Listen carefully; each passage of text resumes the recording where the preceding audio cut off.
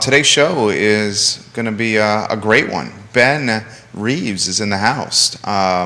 He's fantastic, and he's joined us before in the network virtually, the first time today in person. Yes, Nikki Chambliss has put a great panel together, which you will see it when the show begins, including our friend Jason Kirby, who every time he comes on this program does better and better and better. And the first time was pretty damn good. So give the show a like and a share. We're live on every social media platform known to mankind here on the I Live CVille network. We're presented today by Keller Williams Alliance. Keller Williams Alliance, a name you can trust, guys. Judah Wickower, we can rock and roll when you are ready, sir. We're in your hands.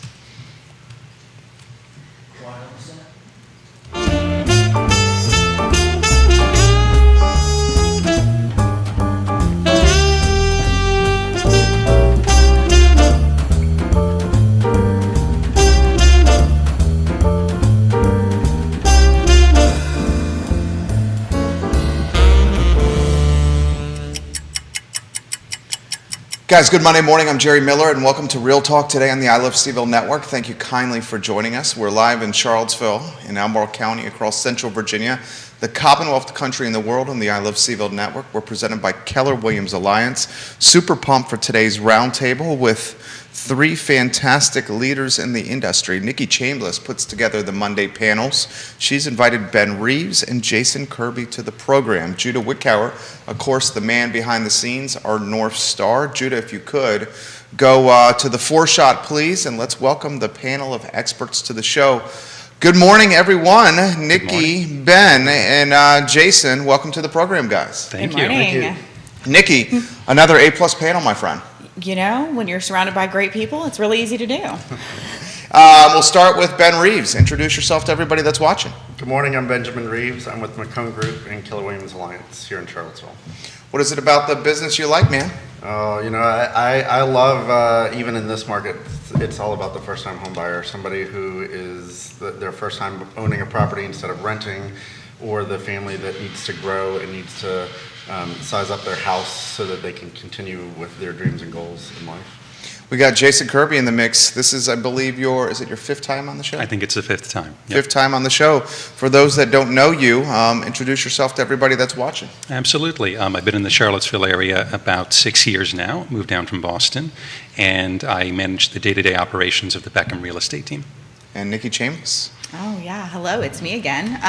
Nikki Chambliss here, team leader at Keller Williams Alliance, and happy to be here on a marvelous Monday. It's great to have you guys. Where do you guys want to start today? Inventory tight, rates rising. Perhaps the inventory loosens a little bit as we head into spring. We hope. We cross our fingers. Some key points that you've been watching, Ben, in 2022. What stood out to you?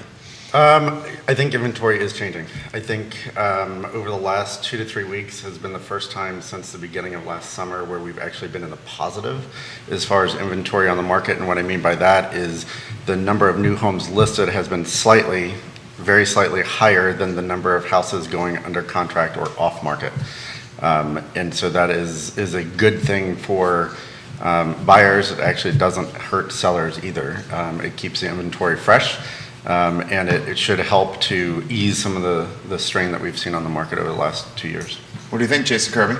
No, I agree. It's refreshing to see more properties available to show people when they call and are curious or have some sort of need. I think we're still well into the woods in terms of the housing crisis that we're experiencing, though, because we're down to, I think, the last reading was 0.9 months supply of housing. But Yep. like you've been observing, once that data filters in and gets monitorable, Right.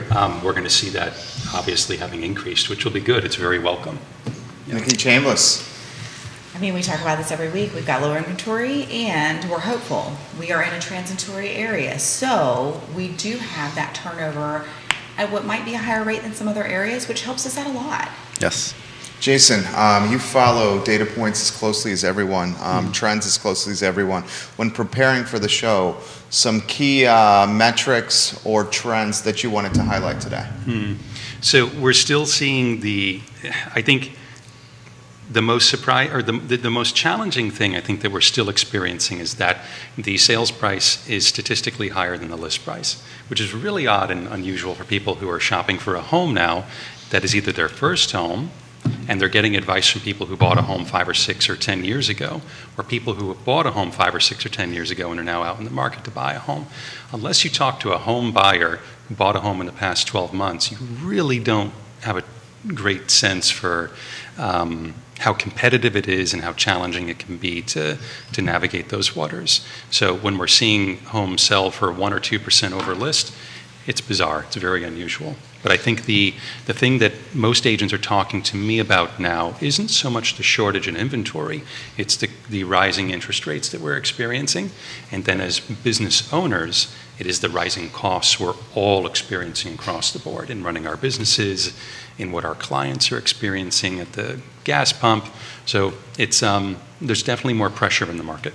How's the, we'll get Ben in the mix here, how's the inflation talk, the rising rates talk, the rising taxes talk impacted you, your business, the conversations you've had with your buyers and your sellers? I'm sure it's something that's quite common for you. It is. Well, it's becoming the everyday conversation now.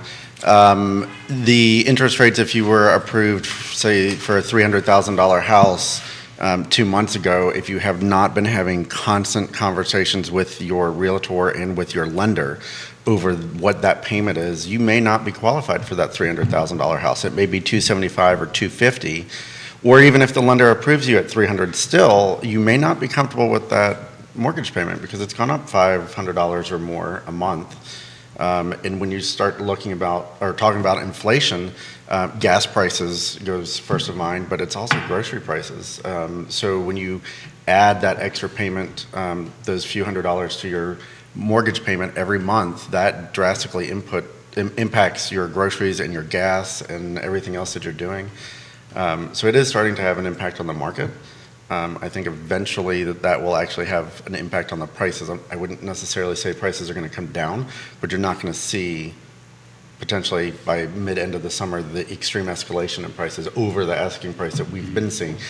There will be houses that go over, but you will see that shrink closer to the asking price, and properties may be paused for a few extra days. We're not talking a week or two. We're still in that, when it lists that week, you're going to have to submit an offer that week. But right now, I think the nice properties that we see come on that are in the neighborhood, in the school zone that everybody wants, 24 hours is what you get. I think later this summer you'll have a few days, and I think prices won't escalate as high, but they're not going to come crashing down because of the market. Yeah, well, what I feel like I'm hearing you guys say is you need to be in touch with your lender, and really your lender needs to be in touch with you. Yes. So if you're not working with someone who is keeping you in the know on this and making sure you're educated on what's going on, that is a really important thing. It's also probably really important for people to, on a regular basis, reevaluate their personal budget, because that is changing. I would say at least quarterly right now, with prices being what they are. If you're trying to buy a home, reevaluate your budget on a regular basis. Mm-hmm. Are your expenses increasing, and at what rate? Yep. And how does that impact what you're comfortable with for your housing price? Yeah, well, and I'm sure you talk with your clients the same. You never want to be what we call house poor. If you're approved at $300,000, you don't want to necessarily buy at $300,000 because that will make budget in the future tight. Everybody wants to paint, everybody wants to put in a new floor, whatever. You want to make the house yours. When you're at the extreme max of your purchase power, that type of improvement becomes difficult.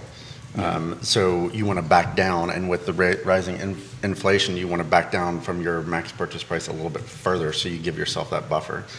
And unfortunately, in a very tight market like it is at the moment, that's difficult to do. Most people are pushing up to that max purchase price. It's interesting to see because there are two aspects to this that I've been noticing and thinking about a lot lately. One is, a prudent buyer is going to say, let's say they're approved for a $500,000 home. They tend to be looking for $450,000, maybe closer to $4,000, because they understand they might be in a bidding war, right, and they don't want to be, like you said, house rich, cash poor. The other interesting thing is seeing clients who have maybe ample liquid resources going for a lower down payment, not because of the interest rates being so low. They're starting to get to be a little more normal historically. It's that they're holding back cash reserves to cover the gap between the appraised value and the sales price. So it's almost like an extra down payment in a way that they're kind of saving up for, because we're just seeing that more and more. Right. It's interesting. We have comments coming in fast and furious. You're a popular guy, Ben Reeves. Is it Renee La? Yes, Renee. Renee is watching. She's giving you some props. Very well spoken, Ben. Jeff Chuang watching Yep. the program, giving you guys some props as we speak. Questions are coming in. This is from Grayson, who watches our program routinely in the Belmont neighborhood. Please ask the panel if this has been the most challenging time for their businesses since they've gotten into real estate. You want to start with that one, Ben? That's a loaded question. I don't think it's the most challenging time. I do think it is a difficult time, and I think it is important to be able to pivot and stay with the market. If your realtor is not on top of everything related to real estate, zoning, bike lanes, bus lanes, transportation, internet, then yeah, it's not so good. It is more challenging to stay on top of those types of things. Everything is changing so quickly now with inflation and with interest rates that I wrote an offer last weekend, but the interest rates have gone up, so that's changed our purchase price. It's changed the way I need to write a contract. It changes all of that. 2 years ago in the middle of the pandemic when house prices were on the same, it was kind of a standard contract. You had escalation prices, you knew what the interest rate was, you pumped out information and you wheeled and dealed and negotiated on the fine details of a house and the location and the commute and the possibility, the dream scenario of what you want to make the property. Now the focus is more on the minute details of the contract. Yeah, I think it is an incredibly challenging time as an agent. I was in the industry during the market crash and the Great Recession. That was hands down the most challenging professional experience I've ever had. This doesn't quite compare to that, but I was also a business owner and I was in the industry, but not as a practicing agent. Right now, like Ben has touched on, the market is such, there are opportunities out there, but the challenge is making sure you're giving the best advice so people are making the best decisions, and these are not easy decisions. So conversations are usually more of the difficult kind, we would call them, and they take longer. Yes. Yeah, for sure. Yep. And there's not a one-size-fits-all answer for anyone. Never, It never. does not exist. Yeah. It didn't exist before, but really now there just isn't a way to say a blanket statement and have it hold true for everyone because it's so specific now. Well, and you even touched earlier is you get advice from parents and from friends and family that bought a house 3, 4, 5, 10 years ago.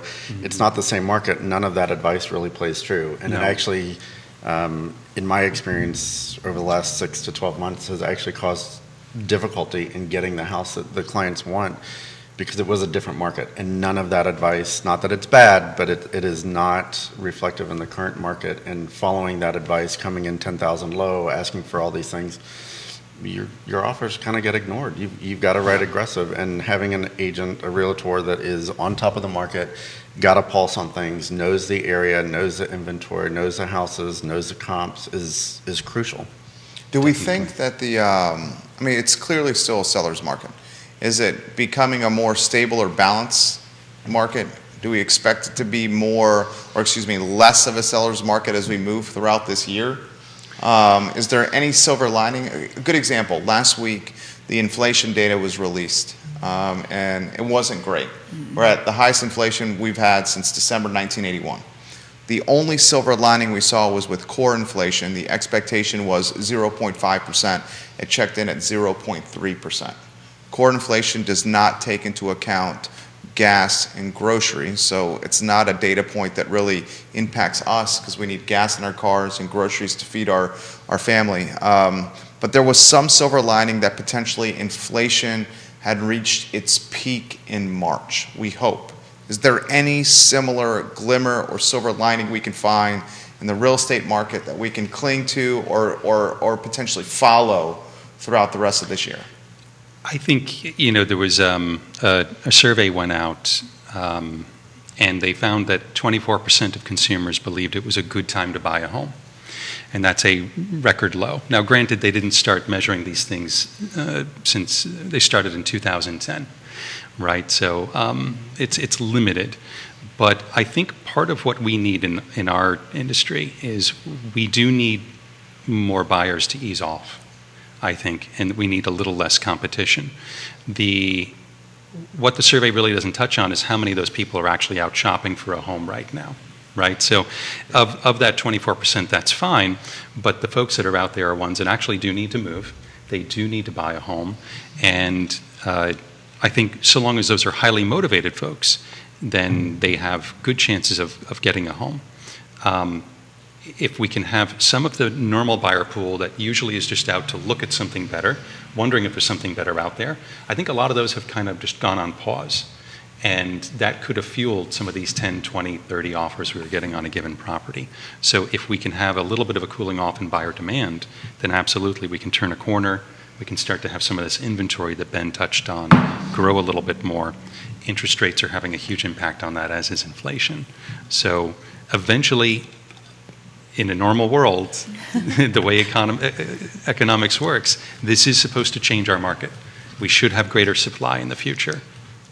You want to answer that? Yeah, well, I agree with everything that you said. I think the other thing that we may start to see, and I say may because I think it's really kind of too early in this inflation and the rising house interest rates, but I think what we could potentially see by middle end of the year is more of a neutral market, because just like Jason said, you're going to have some buyers back off and pull out. House prices aren't going to come crashing down. They're not going to have the escalations as high. So more in a neutral market, some houses may go slightly under asking, some may go slightly over, but it's going to be kind of around that asking point.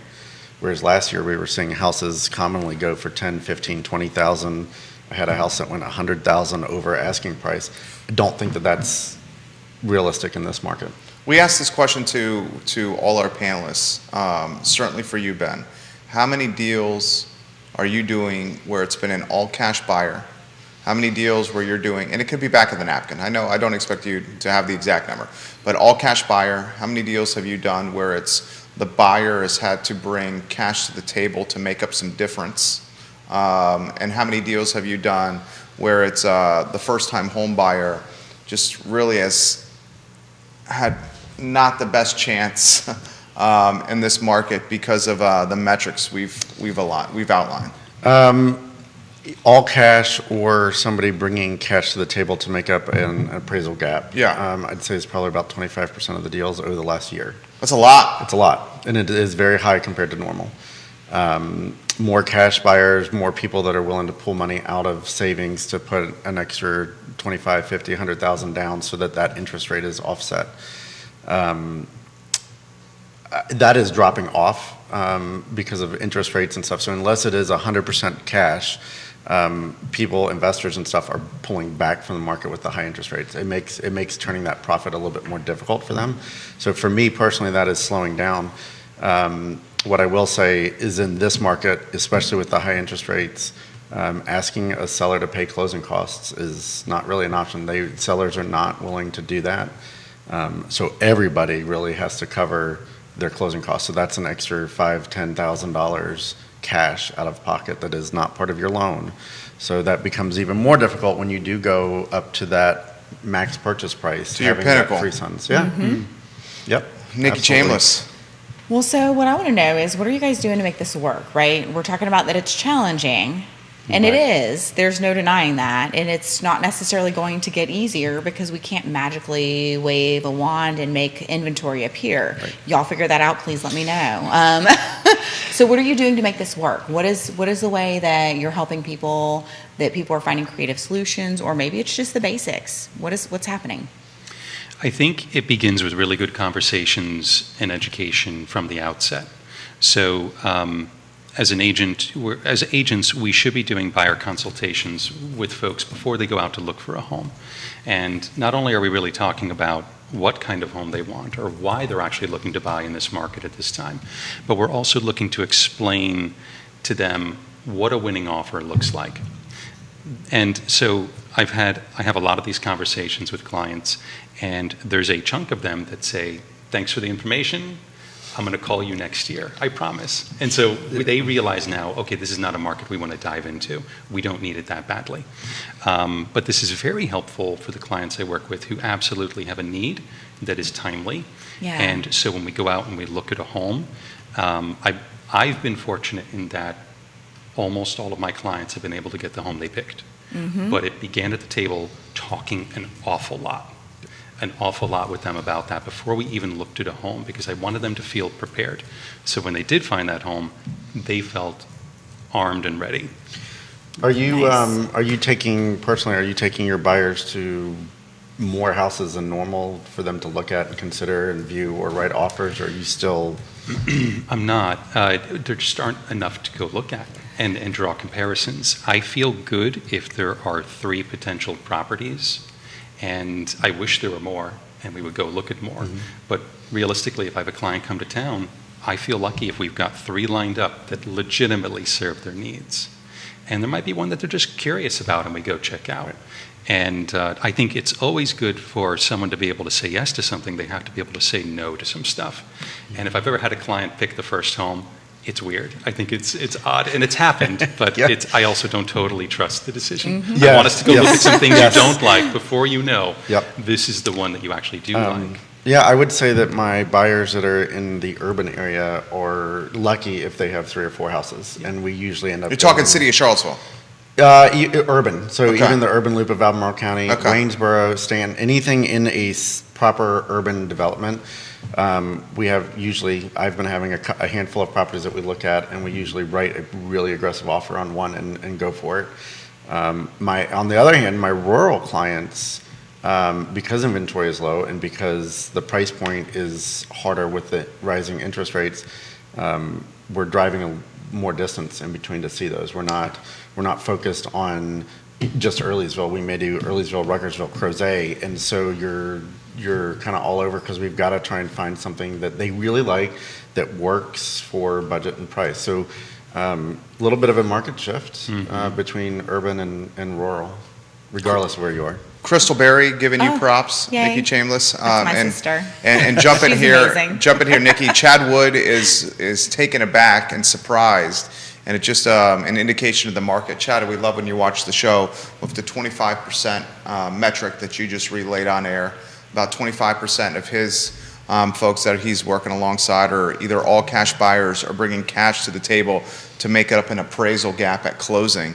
Nikki Chambliss, what's Yeah. struck you about this conversation? Well, so here's where I want to go with this. I'm wondering, a minute ago, you were talking about the whole, what was that, house rich, cash poor. We don't want to do that. But also, we're looking at a market, at least in the Charlottesville, Albemarle County surrounding areas, where having that price stability of a home purchase can be a life-changing thing because rent is also ridiculously expensive. Yes, it is. So how do you balance those two things? Go ahead. I know, sorry, I'm asking hard questions on a Monday. That's a great question. I'll go back to that survey too to kind of put that in context. So with 24% of people thinking it's a good time to buy means we've got a significant number, 76% that think it's a bad time to buy. But what we come back to is what are the alternatives? And in many cases, you would think, all right, they're going to go to the alternative. The alternative is even more expensive, right? Rents are rising, and they're not fixed in place, much like your mortgage will be. Yes. So I think that what's refreshing to see for me is that while my number in terms of people bringing to cover appraisal gap or bringing cash is in excess of a quarter, it might be closer to a half. And I think, though, in many of these cases, I'm still working with a lot of first-time home buyers, and that's refreshing to see because they're thinking long-term. Yes. And part of the conversation, I think, Nikki, is when we're talking to an initial buyer in our first meeting is I want to know, how long are you going to be in this home, right? If we're talking about something you want to own for a year, that's an interesting, we would talk differently than Yeah. if you're like, hey, it's going to be as long as we can live there. It might be 10 years, it might be more. And I think for folks like that, they look at this market, they put it in context, and it's a different equation. It's not as scary. And I think you're right. If you're buying a house for fun, now is probably not the market to be doing that in. If you're buying a house because I want to get out of renting, if I want to grow my family, I need to relocate for a job, I now work remotely from home most of the time, I need an office space that's not on my couch in the living room. Right. Now is a good time. Yes, the interest rates can be a little scary. They're higher now than they've been over the last 2, 3, 5 years, decade, but it's not the highest it's been. The 1980s was 12, 14, 15+% on your mortgage payment. That was not fun. I don't think we're getting back there. It's just higher than it's been. And if you look at long-term investment, like you said, if I'm going to own the house for 5 or 10 years, go for it. If prices drop in 2, 3, 4 years, refinance and save yourself the money there then. Interest rates on renting, whether it was 5 years ago or now or next year, is 100%. Buying a house, if you have the opportunity, is still the best option. Well said. Rick Dawson, Yeah. welcome to the program, giving you props here. The cool aspect of the show, it's dynamic. So if you'd like to give the panel props or ask them questions, just put it in the comment section or send me a DM, a text, and I will relay the commentary live on air.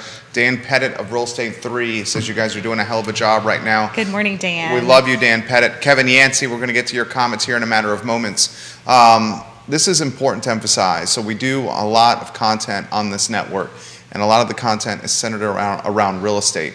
What is a good runway that you guys suggest for folks currently renting that want to purchase? Oftentimes they're waiting to the last quarter, 90 days before their lease runs out, before jumping in the game to buy something. I think that timeline should expand considerably. Yes. Yeah, can I just hijack this? yeah. Don't wait that long, Yeah. period. No. You can't. That's the point. It We doesn't should go, 6 months? Yes. Okay, absolutely. show's yours on that topic. Absolutely. Educate the audience, Jump in. please.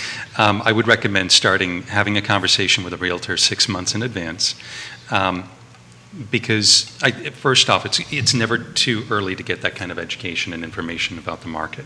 But secondly, the agent is going to be able to talk with you, connect you with some options in terms of lending, and you're going to have some great conversations with local lenders about what down payments look like, given your circumstances. That's assuming you want to go ahead and finance for your strategy.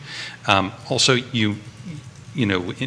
with prices rising, we also want to think long-term about your budget and what you're comfortable with. And when you look at the rates, you might want to buy down an interest rate, which can involve some extra costs. And it gives you more, like you said, Jerry, runway to save up the cash reserves to go ahead and do this in comfort. And I would echo that with use local. You use a local realtor because they know the neighborhoods, they know the market, they know everything that is in that area and Yeah. what you're asking for. And in turn with that, use a local lender because they have Definitely. local programs that can help you out. They know where things are going. They know what's going on. And as a first-time home buyer, now is the time to come in 6 months, 10 months, 12 months early and start talking with your realtor and really tap into some of the down payment assistance programs, the first-time home buyer programs, which are local, which can give you $5,000, $10,000, $15,000 towards your first home purchase. And that takes time to go through because there are classes, there are things you have to do, there's extra paperwork you have to do. It sounds like a lot, but if it's Oh gosh, it's so worth it 10, though. yeah, 10, It can make the 15,000 difference, free right? money, like why not? Yeah. And you cannot rush through that. You cannot do it the last minute. So 6 months ahead of time, you've got to be doing that. Talk to your employer. There are a lot of employers out here that are trying to help keep their workforce local. So they are offering down payment assistance or closing cost Oh, neat. assistance programs, but that also takes time. So talk to them and say, hey, it's either I have to leave because that's too long of a commute, or I need a little bit of help. A lot of employers will toss in a little bit extra money, but you need time to talk to them, and they need time to go through stuff or fill out their paperwork or whatever it is. So take advantage of that. Absolutely take advantage of that. Well, and there are all sorts of creative ways to take a look at this too, right? Because we're talking about finances versus not, debt to income ratio. It really wasn't part of the conversation yet, but I'm bringing that in real quick. Yep. Because when you're looking at monies, let's say you sell a house and you have extra funds and you're trying to figure out where to redirect those, is an all cash offer stronger? Or what do you need to do? You sit down and you talk with that local lender. Do you need to pull funds from some sort of a savings account that you've had? Are there options for that? Because often there are, and that local lender is going to know. They're going to know what your options are. They're going to sit down and look at your specific situation and be able to say, hey, here are some suggestions. It's up to you what you want to do, but having that extra knowledge and realizing that there really are more options out there can be crazy helpful. Absolutely. Yeah. Comments coming in fast and furious, guys. Jason Kirby, Ben Reeves, and Nikki Chambliss. You guys are getting props for a number of viewers and listeners. Steve Hargett says 7% when I got into this industry some 20 years ago. Steve, I mentioned that comment live on air. Still historically low, guys, rates. Yeah, that's It's still all cheap about money. perspective, especially for those We're all relatively the same age here, and we all probably have parents who jumped in the mid to high teens at one time when purchasing a house. So still historically low. And to Ben's point, rentals, the rates are going up 13, 14% year over year. One of mine at the Villas at Southern Ridge went from legitimately $14.95 to $18.75 year over year, and it's still under rented. There is a waiting list for people to get in right there. So consider that when making this decision. I want to throw this to you guys about new construction. Still, we're not seeing new construction keep up with demand in this market. We know that's tied to jurisdictional red tape. We know that 24% on average of the cost of a new rooftop, a new house is red tape, permitting and paperwork, and not bricks and drywall and appliances here. Mm-hmm. And Ben, I'll throw it to you, it's a collision of so many things. Interest rates, the demand that's associated with UVA, more students coming to UVA this fall, a lack of inventory in construction. The quality of life is absolutely amazing here. Yes. Taxes going up, all these things colliding at once. Give some insight or perspective into the new construction piece and what you've seen with your business. I've seen a lot of clients lean towards new construction. They can get what they want. They can kind of design, customize it. At the same time, I've had some clients pull out of new construction. I've had 2 clients in the last couple months that have had new construction under contract. And the one thing to think, not all builders do this, and I won't use names, but a lot of bigger builders, national builders, have a like an escalation clause in their contract. Explain that to us. So even though you signed a house, a new build at $400,000, with the increase in inflation and construction prices, supply chain issues, if they start taking a huge hit before your house is done, they can activate that clause and raise that price on you, even though you're under contract at $400,000. That may be a $420,000, $430,000 price, which then increases closing costs and down payments and stuff. And so I've had some clients back out and withdraw from contract when that's come through. And all, we rep some custom home builders here with our ad firm here, and to their credit, I think that's fair on their part. Especially the little guy got burned. The local little guys got burned because they didn't have these clauses in contracts, and when cost of goods like lumber went up, they took a bath. Correct. So they learned from early in the pandemic, especially with lumber when it rose through the roof. I mean, labor is as expensive as it's ever been right now, the subs.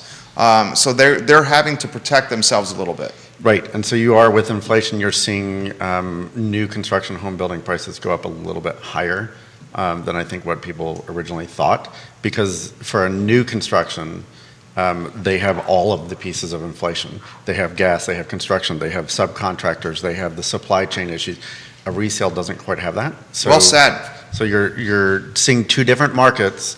Not that one is bad versus the other or anything like that. It's just they are different, and that's something you have to stay on top of. There are some jurisdictions in our region that we work in that have a lot more political red tape when it comes to new construction, and that has drastically slowed down some of that permitting process.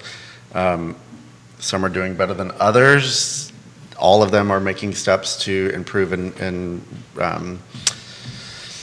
ease that congestion. We hope. But some are definitely better than others, and you'll see construction build faster there than in other jurisdictions, and that's why. Jason, I'm curious of your take on this. And the interesting part about the new construction piece is as inflation is impacting a home, new construction coming to market, and he outlined it well. Mm-hmm. Cost of goods and labor, heck, the dirt is more expensive than ever. Yeah. And that's a huge piece. That's also driving values of existing construction up. Yeah. I saw that in our neighborhood in the Keswick area when Stanley Martin came in and built some brand new beautiful homes that were 2,300 square feet.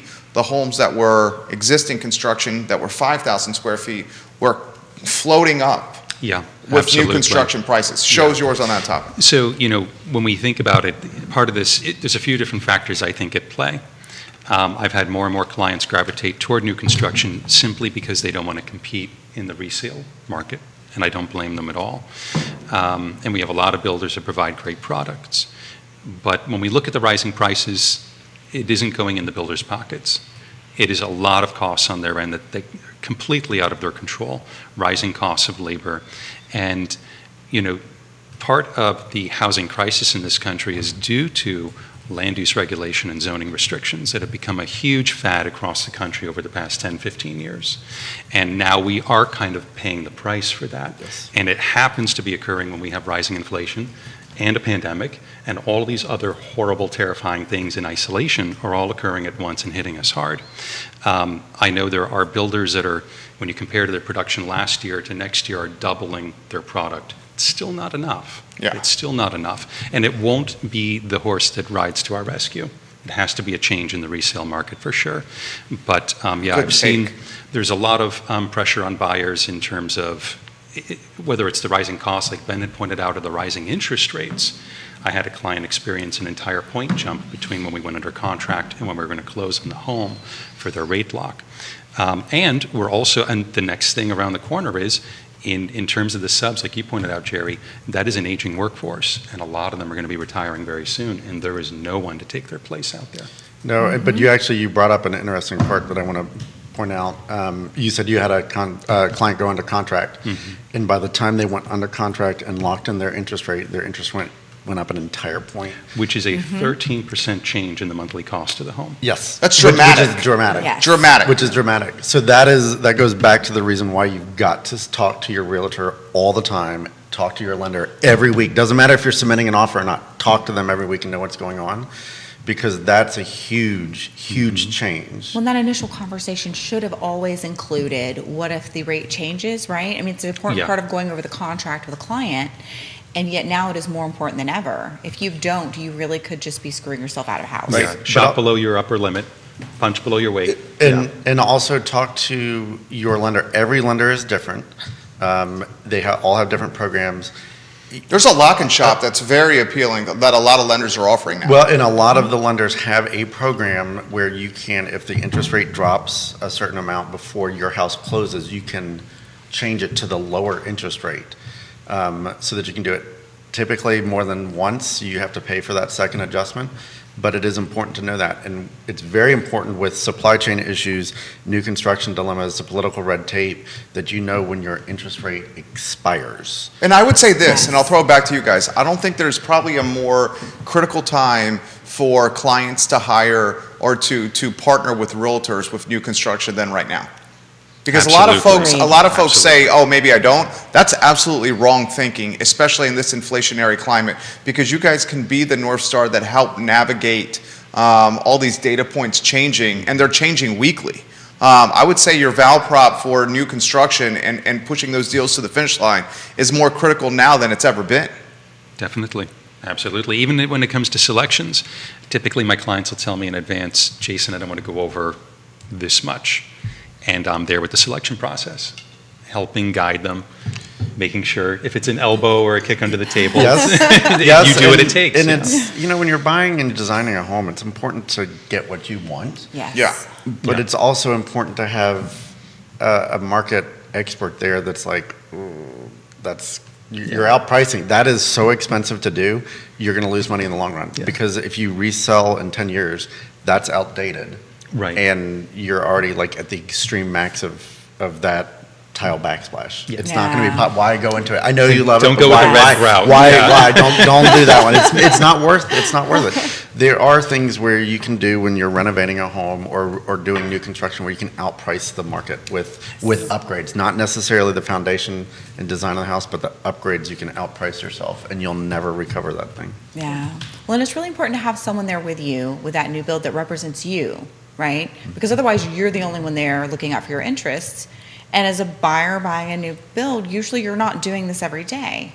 And your agent is the only fiduciary in the process. Exactly. They're the only party that's going to put your interests ahead of anyone else's. No one else has that obligation to you. No, Yes. And it's also important to note that it does not cost you as a buyer going into new construction. It does not cost It's you more priced money. in. Yeah, it does not cost you money Yeah. to have somebody in your corner that's advising you and helping you understand the contracts and the process and the upgrades and everything else. It's a free service, so why not use it? Well, and the times that it does cost someone to have a realtor, it pays, It's still very worth yes. it. right?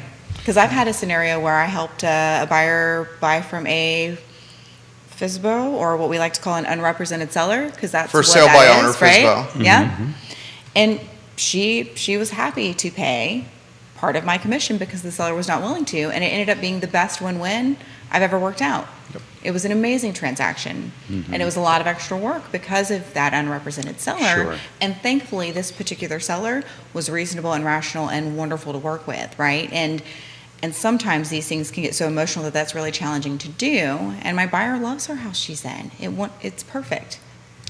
Good. It's great. You got comments coming in fast and furious, guys. Let's get to Steve's comment. A new construction extended lock where you already have identified the property via full address is offered by many lenders. Lock and shop if you have yet to identify a property. So he's in the lending business, I believe, and he's offering some clarity on that. Thank you for those comments, Steve. This is coming from Kevin Higgins for the panel.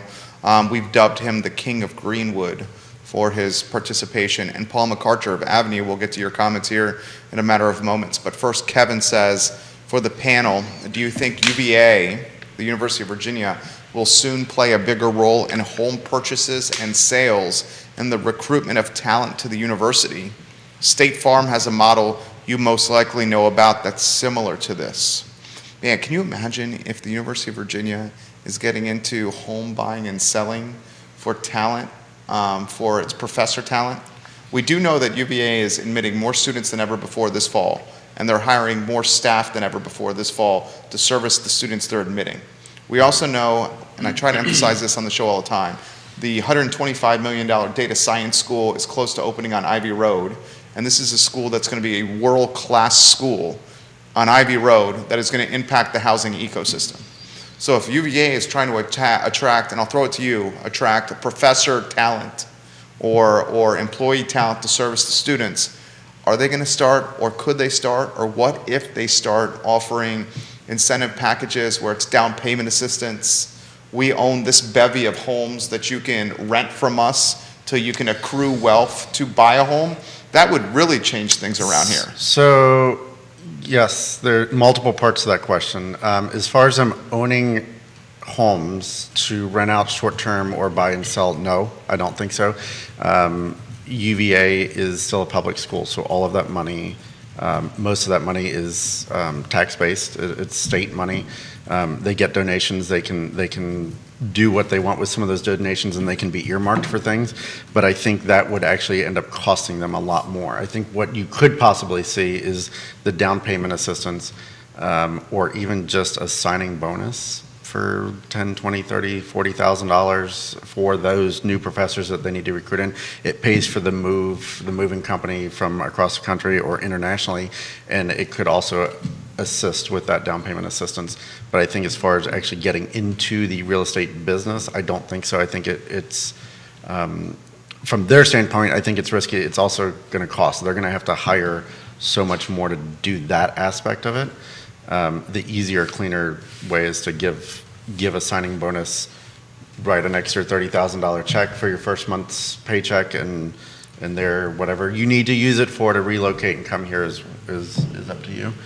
And that will impact things. But again, we go back to the inventory, and they can do all that they want to bring in people, but if we don't actually physically have the houses, having down payment assistance isn't necessarily going to support that growth. Chris is giving you some props right now. We love you on the show, Chris. This is great. What are your thoughts on this topic, Jason Kirby?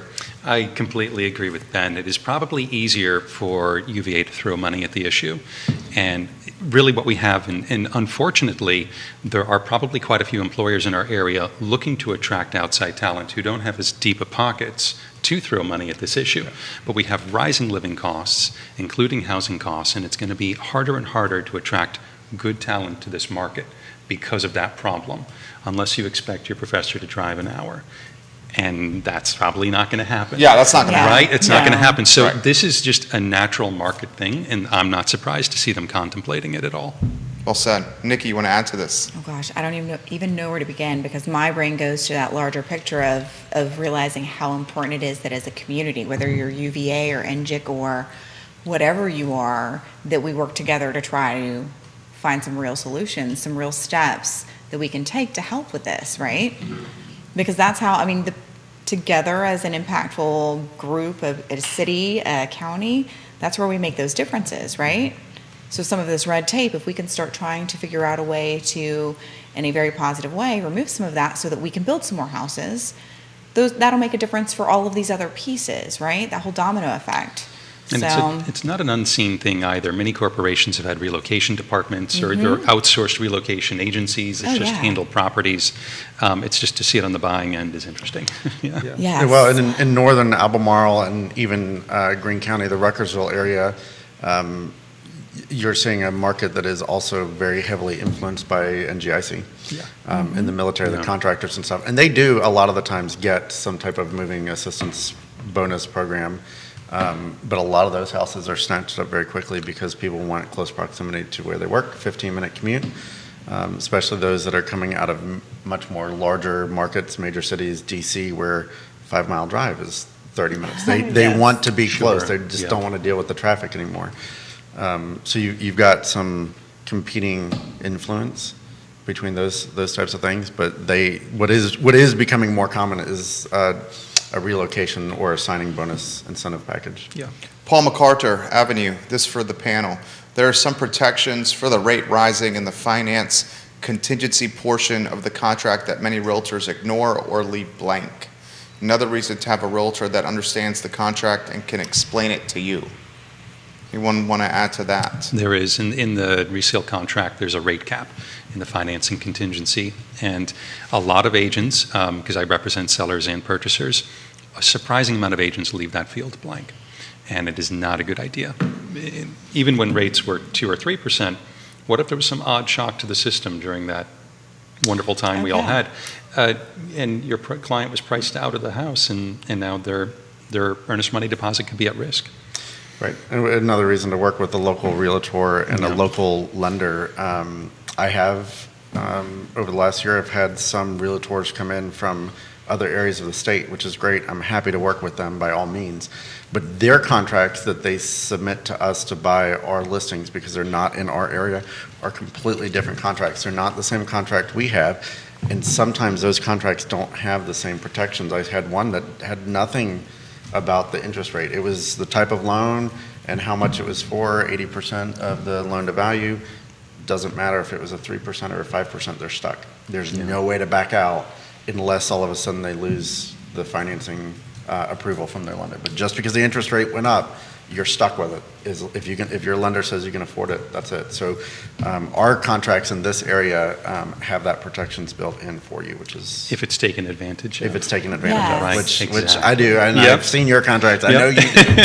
I know you do, because we've had the pleasure of working together a couple Yep. times. So, yeah, absolutely make sure every detail of the contract, every protection that you've got is filled in. Yeah. Well, I can't emphasize enough.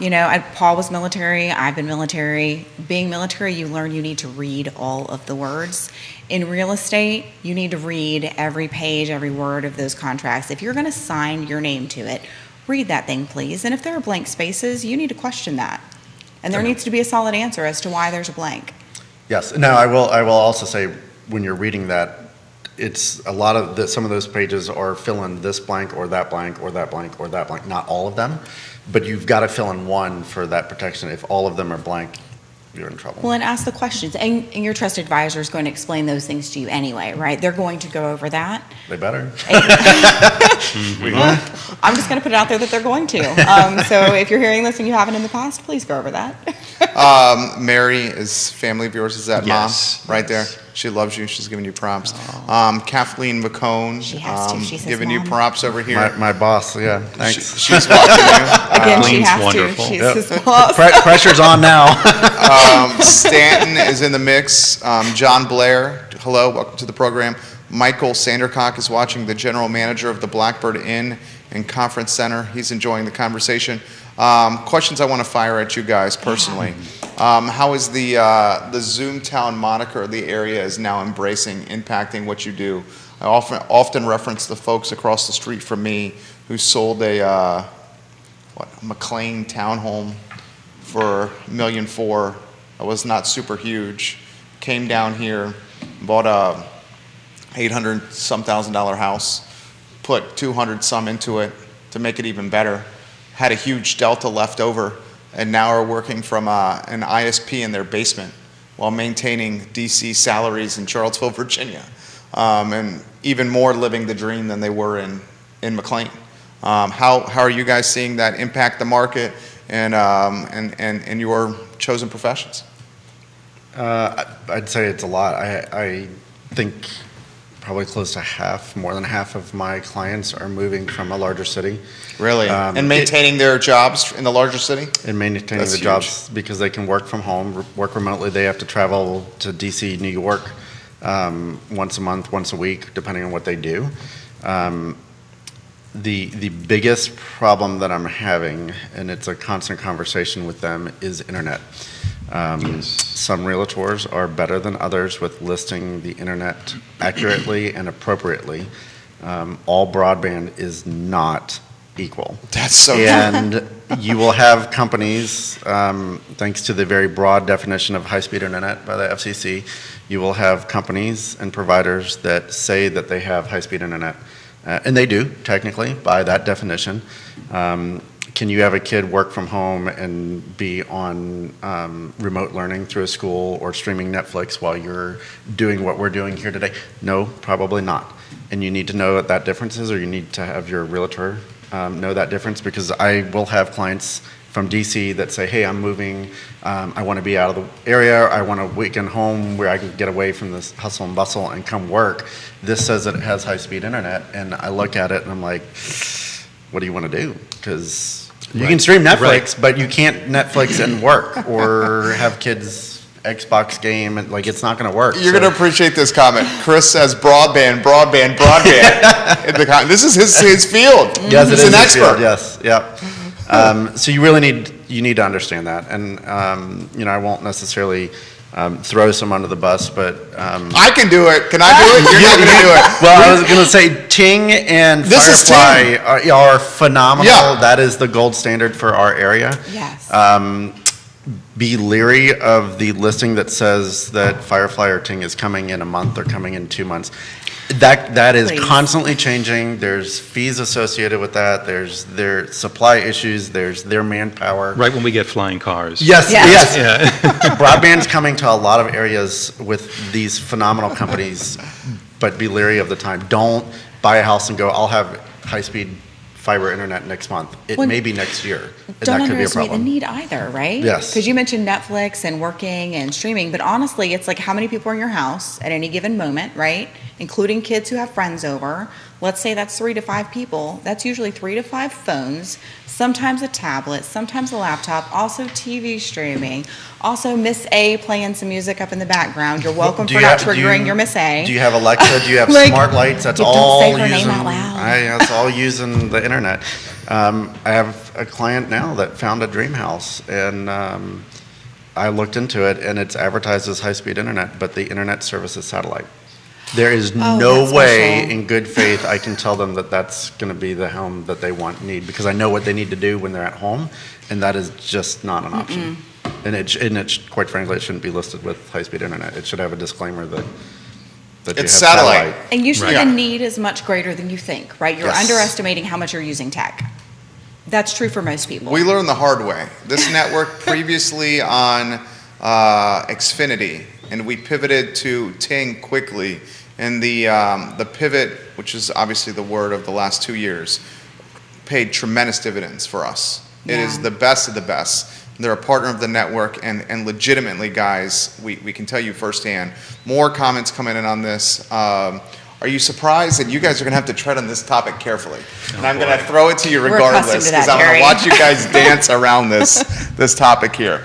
Are you surprised in this incredibly competitive market to see so many new agents getting in the mix? No, No. I'm not surprised. Is it because the We did not barrier plan of that, just so entry? you know. So That why? the barrier of entry has always been low. It's Yeah. harder to cut hair license-wise, than it is Seriously? to do real Seriously. estate. Yeah. Seriously, in Yeah. Virginia. So the barrier has always been low. I'm not surprised because people equate rising prices with really great business. But those are two very, very different things. 100%. Right? So we've been seeing rising prices, but if you look at February of 2022 and compare it to February of 2021, there were 14% fewer transactions with more realtors, which means Ben and I sometimes are, fighting one another out there and not being as nice as we are here. So I'm not surprised to see that because the impression or the perception is, number one, prices are rising, and number two, the thing that has drawn in a lot of folks, and this is why we have an 80% failure rate, is that it looks so easy. Right, Because right, all right. you do is show homes and smile. Well, and you guys make it look easy, truly. And I think sometimes You guys are the it's best to a of the best fault. here. You're really good at what you do, right? You've got some amazing skills that you work to make magic happen for people, and you truly make it look easy. And it's not. No, and so I'm gonna do one selfish ploy here. I am on the Diversity, Equity, and Inclusion Council for CAR.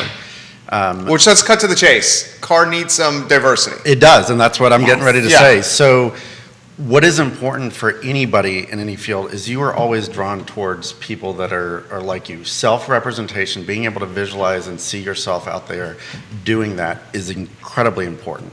And having realtors that represent a more diverse background and what our community is made up of. If we actually looked more like our community, we would be a lot better. So Yes. if you identify yourself as a minority and you've thought, why isn't there a realtor like me out there? Now's your chance.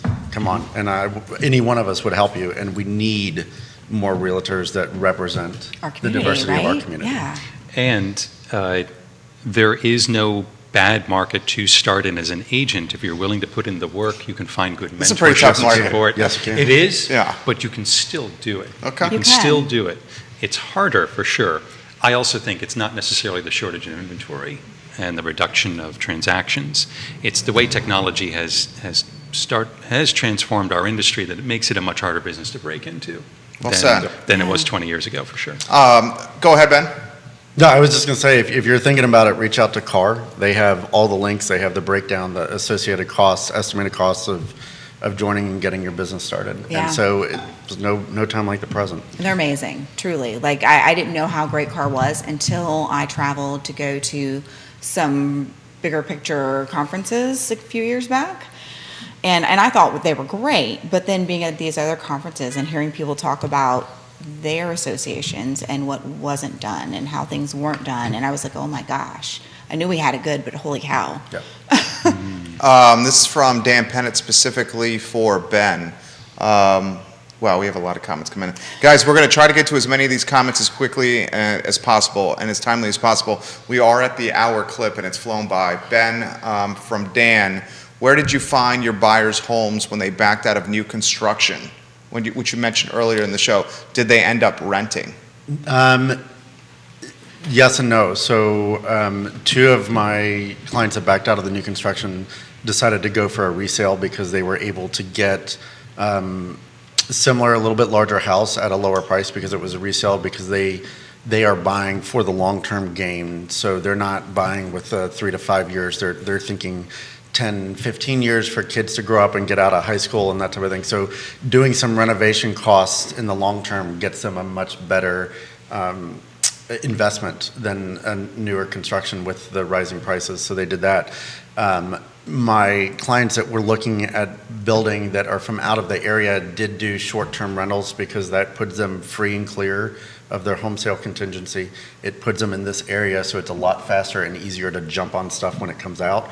We're still considering new construction for one or two of them. It's just that location was already nearing the top of their price point, and then with the escalation, it was not, they didn't have the safety net that they wanted.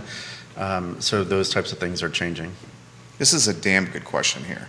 If you have Firefly or Ting, how much additional value do you think you can add to your home or ask for your home when you list? And do appraisers look at Firefly or Ting when appraising houses now? That's a fantastic question. It is. I can tell you the national standard is about 3.1% higher for a house that has Firefly Ting fiber internet than a house that doesn't. However, I will also say we're seeing an average of about 3% higher on the sale of that house, the purchase and sale of a house that has fiber. However, a house that doesn't, that maybe just has satellite internet, is not only selling for less than the 3%, they're having difficulty selling. So they may drop their home price by $25,000, $50,000, $75,000 because they can't sell, because somebody moving in there needs the internet. I think there are one or two appraisers out there that do look at that. Generally speaking, I do not believe that that's the case. Because the appraiser is often an OG in the field. You know what I'm saying? An old school guy in the field here. Am I reading that wrong there? Well, not always. Not always. There are a lot of newer appraisers out there, but part of the issue is that, when we're talking about high speed versus really slow speed, is the appraisal guidelines for proximity rule out, just because it's further out of town. And so it won't come up really as a comparison, unless you wind up on that line, which is interesting. Yes. I think it's probably only something that you'd peel back that layer if you got back a rough appraisal. And then say, hey, you picked some comps and they were There you go. slower internet. I think the internet, the quality absolutely should be part of the appraisal. Yeah. A lot of them don't, because they're looking at the old formula of how to do it. I've had some appraisers that add their own value to that. Nice.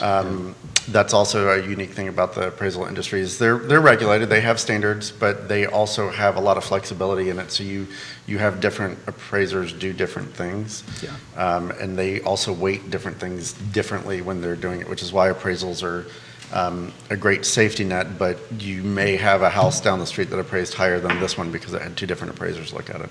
Yeah. Well, this is where it's really important as a realtor to be involved in that too. I have not, and I know I've heard stories of it existing, but I've never had I've never had an experience with an appraiser where they were not willing to have a conversation with me, where I was not able to share the information that I had to share. And sometimes it was really impactful, because sometimes when they're pulling comps, there's a lot that you can't see, whether it's because there are less pictures once that house is sold, or maybe it's just something that those pictures make a home look completely different than what we've seen, because we're in and out of those houses all the time. So that's very impactful. You have to have a realtor who's engaged and who knows their stuff. About two more guys, we'll fire at you, and we're going to get literally to as many as possible here. We had a realtor at this table about, 8 or 9 days ago, say $1 million is not the luxury price point anymore. Where in years past, $1 million and up was luxury. And that $1 million and up now is no longer considered the luxury price point. What is now in 2022 the luxury price point? And then the second part of the question is that price point, whatever it is, getting softer with rates rising? You want to start with that, Ben? Thanks.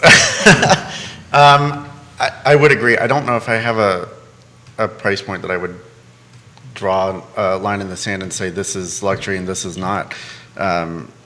Personally, we treat our houses that are over 800 as luxury, but that's personal. That's the team. I think when you're looking at the standard, you've got beautiful homes built by Southern Homes, Stanley Martin, Craig Builders, and 2 years ago they were at $700,000 and $800,000. Now they're at $1 million, $1 million plus.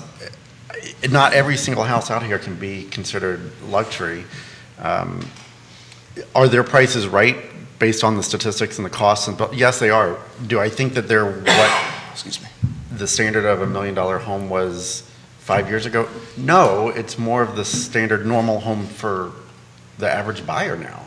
And you've got those prices that are going up excessively high. So to say that $1 million is not necessarily luxury, yeah, I wouldn't disagree with that. But I'm not sure where I would draw a hard line in the sand. You've got $1 million houses in the area that need $200,000-$300,000 worth of renovations, and you've got $1 million house that's brand new construction, everything's perfect.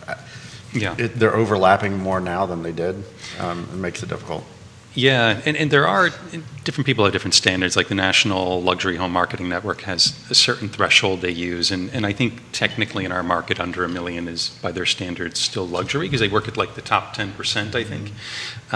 But I think as practitioners and when we talk with clients and everything, that idea of the $1 million home still has that cachet of being luxury. But I've walked in plenty of homes in excess of $1 million that need a lot of work or are kind of sad or neglected. And I've been in homes that are $1 million that kind of feel like what a regular home felt like 4 or 5 years ago. Yep, right. And that's shocking some clients. I had one client, we were at a home, and it was for $1 million. And we go up to the front door, he's like, that's not a door for $1 million home. This is just a regular front door. And it's interesting because he's 100% right.